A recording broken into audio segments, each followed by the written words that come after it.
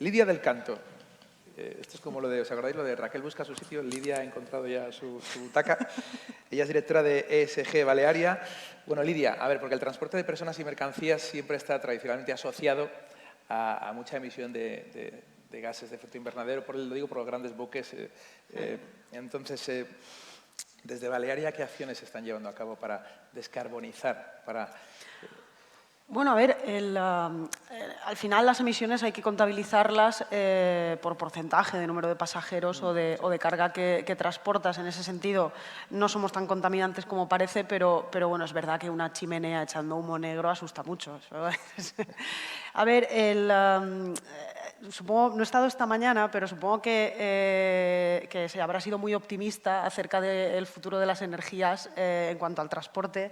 Bueno, en el transporte, como por ejemplo en el caso de los barcos, el presidente de Balearia, Adolfo Autor, tiene una frase polémica, si quieres, pero absolutamente cierta, que es que, desgraciadamente hoy, para que un barco sea 100% sostenible, lo único que tiene o podría transportar serían las baterías que lo harían sostenible. No cabría nada más en el barco.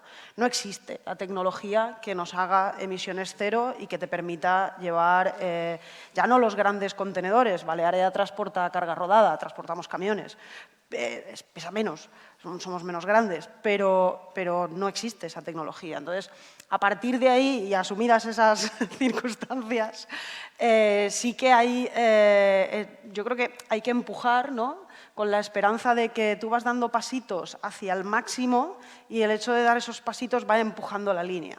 Entonces, bueno, en el caso nuestro, por contestar a la pregunta, Balearia es conocida por haber sido la naviera que apostó por el GNL, por el gas natural licuado.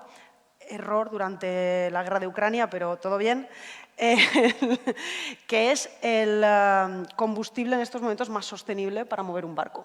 Eso es así, es el que menos contamina, a la hora, asumiendo que tienes que poder mover el barco.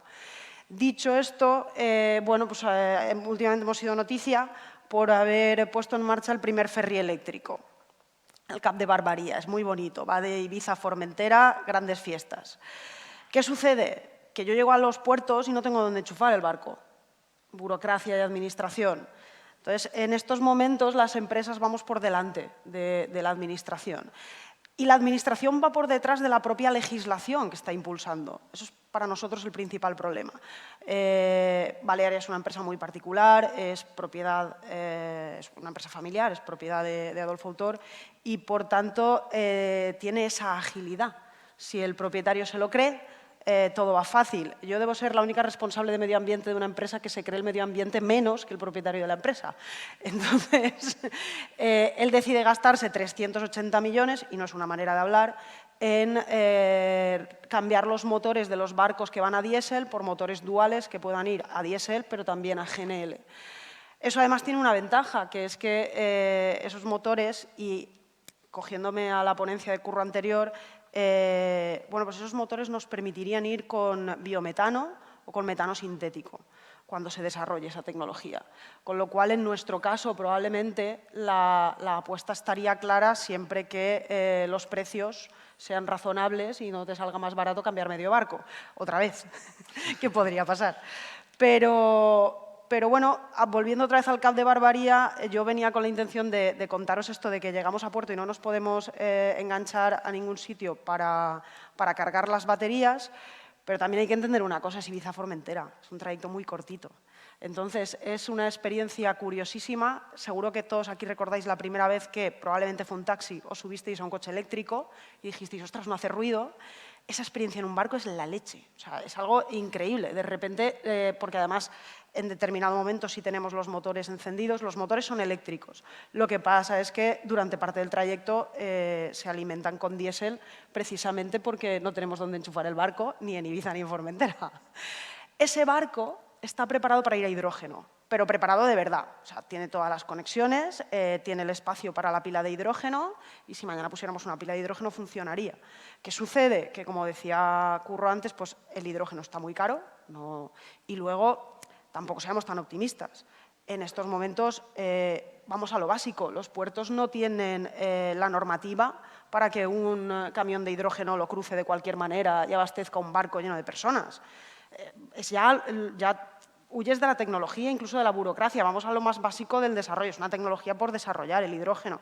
Al menos en el caso del transporte. Los aviones se plantean implantarlo en el 2030 y los barcos solemos ir por detrás.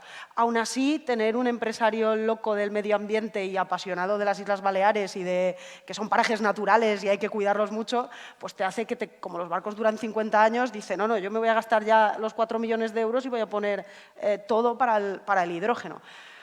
Pero vas haciendo innovaciones, pero estás a la espera, yo soy optimista en eso, de que la tecnología un día dé un vuelco y sea el que realmente te solucione el problema. Porque en estos momentos, bueno, vas llegando al límite, pero no es una cuestión de dinero y en nuestro caso ni siquiera de pegarle un golpe al tablero burocrático. Nos falta todavía desarrollo energético.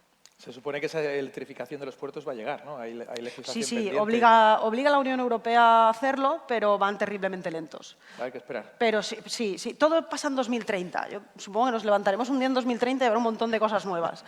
Pero sí. Bueno, gracias, Lidia.